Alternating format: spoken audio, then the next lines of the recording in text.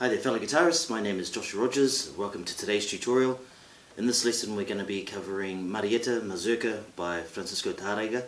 Don't forget to give the video a thumbs up if you like it, and also subscribe to the channel. Let's get straight into it. It starts off in the key of A minor, and we're going to have a slide from the first fret on the B string to the fifth, like this. In my way of interpreting this piece, I don't give that note too much emphasis. I actually kind of keep it soft, because I think it's not really part of the melodic line, so I just sort of, and when I get there I give those two F's a bit more. You can hear that.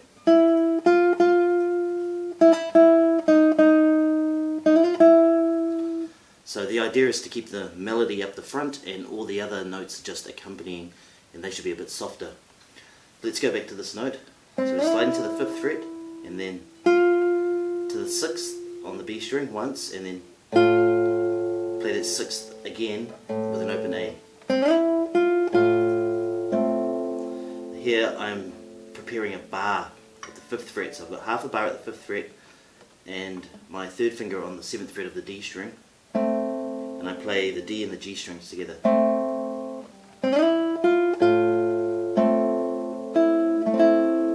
there, I've got the fifth fret on the B string once, and then those three. Seventh fret on the D, 5, 5 on the G and B together. Then, so it's fourth fret on the B, and then fourth fret on the B again with an open A.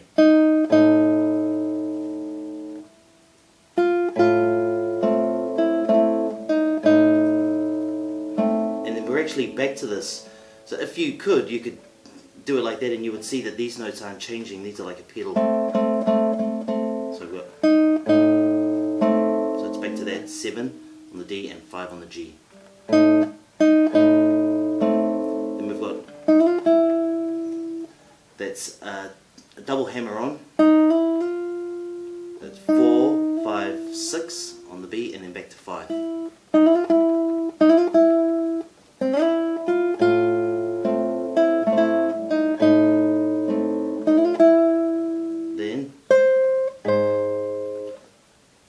On the first string, then 8th fret again and 4th fret on the 6th string together. Then that's 4th fret on the G and 5th fret on the B together. Then 7th fret on the first string, 7th fret on the G, 6th fret on the E together, and then to the 7th fret on the E.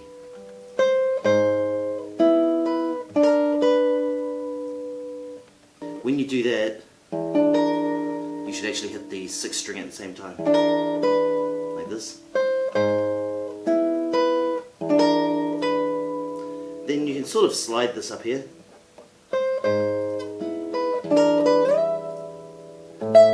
So you're sliding it to the 12th fret and then pick it again. When you pick it again, play the open A at the same time. Then we're doing this, which is 10th fret on the D and 9th fret on the G together.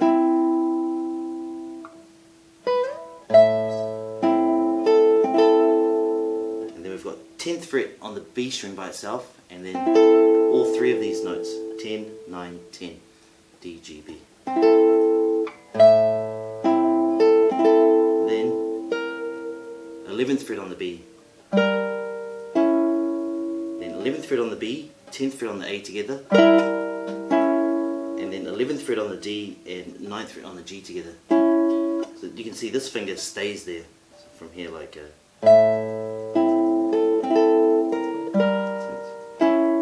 that one? It stayed there. Then we've got, which is similar to this idea, that's a double hammer from 9 to 10 to 11, and then back to 10, exactly like this. From here.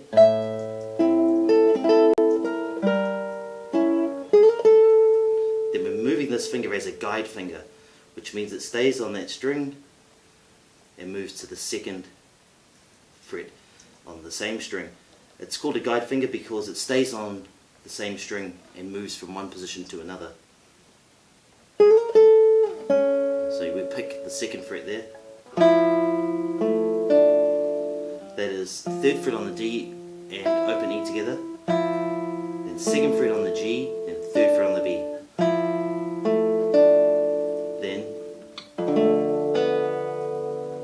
1st fret on the 6th string, open D and 2nd fret on the G string. From here. Then an open B. Then open E, 2nd fret on the D, 1st fret on the B together. And then we've got this turn. That's a double pull off. 3, 1, open, then hammer, double, 1, 3. And then pick that 1st fret on the B string. From here.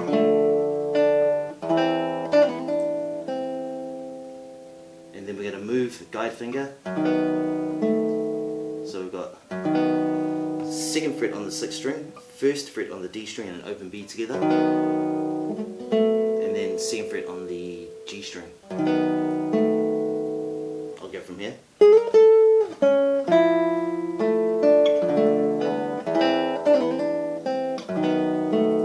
Then we're guiding again with this finger this time to the 4th fret on the E string, then 2nd fret on the D, then open B, open E, and I do this kind of differently to any other guitarist I've seen doing this piece. And I do this because it allows me to keep these two notes sustained, and they keep ringing. So I'm going to do an artificial harmonic at the end of this arpeggio. And I'm putting my 4th finger on the 5th fret of the B, and I'm doing an artificial harmonic at the 17th fret on the B string. I think most people do it like this, but for me I just like the way this sounds, and I like to hear those two notes and this one just continuing to ring. Alright, that's kind of like the end of, not the first section, but the first part, and then what happens is it's like everything goes down an octave. Okay, so let's just tackle this part now. That's from the 2nd fret to the 3rd on the D string. And then we're going to open A and that F again. And what I do here, I prepare a bar at the 1st fret in advance. So that's followed by 2nd fret on the G and 1st fret on the B. Then, so that's to the 2nd fret on the D string. And then 2nd fret on the D, 2nd fret on the G, 1st fret on the B together. What you want to do in this section is emphasize this. And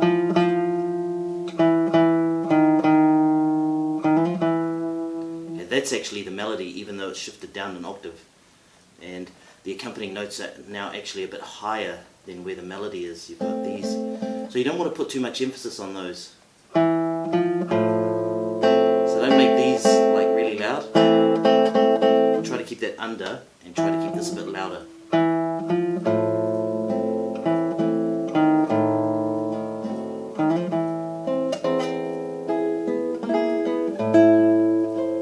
Okay, so just bear that in mind when you're playing this.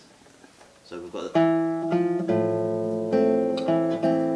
then, so we've got 1st fret on the D and then do that again, but with the open A. And then we've got 2nd fret on the G, 1st fret on the B, 2nd fret on the E.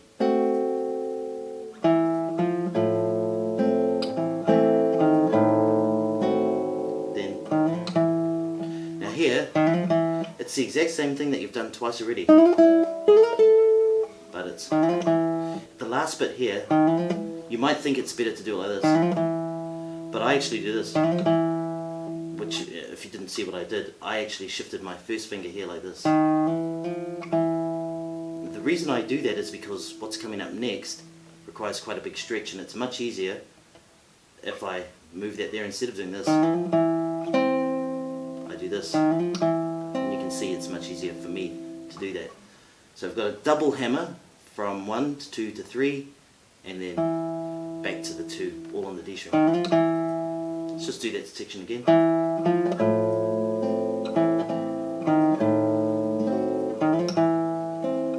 So there we're going to reach out to the 5th fret on the G, and then swap. Okay, so it seems a bit unusual to do the same note in the same place with 2 different fingers, but it's because of what comes next. So we've got, there we're doing 5th fret again on the G string in an open E, and you can see here I've prepared a half bar at the 4th fret. So that's followed by 5th fret on the B and 4th fret on the E. Then 4th fret on the G, then to the 3rd fret on the G, and do these 2 notes again, 5 and 4, and then back. So we've got like that. Then it's open A and 5th fret on the B at the same time, and then 5th fret on the B and 8th fret on the E at the same time. See it from here.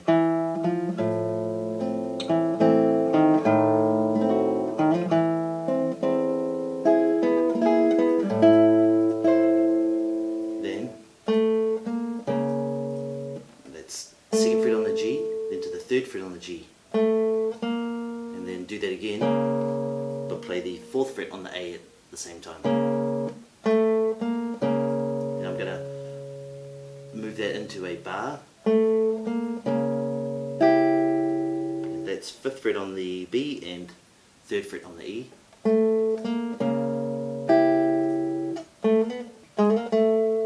Then this motif again, 1 double hammer, 2, 3, and then back to 2 on the G string, then to the 4th fret on the A string. Look.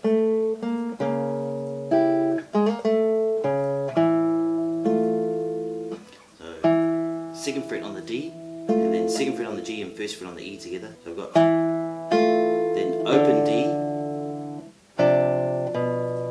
then 3rd fret on the A, 3rd fret on the D, 3rd fret on the B together, then 2nd fret on the A. Here you want to make sure this descending bass line, well actually it's a melodic line, is coming through clearly, like that. Then that's open E, 3rd fret on the A, 2nd fret on the G, and open E together. Then we have the same idea again. That's double hammer, 2, 3, 5 on the A string, and back to 3. From here,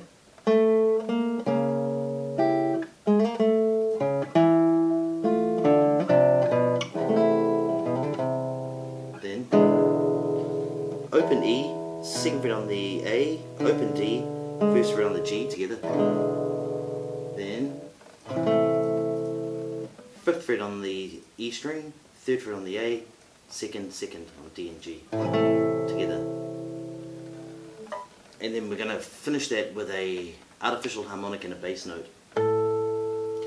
That's 14th fret on the G and 5th fret on the 6th string. Like that. So we've got that last section.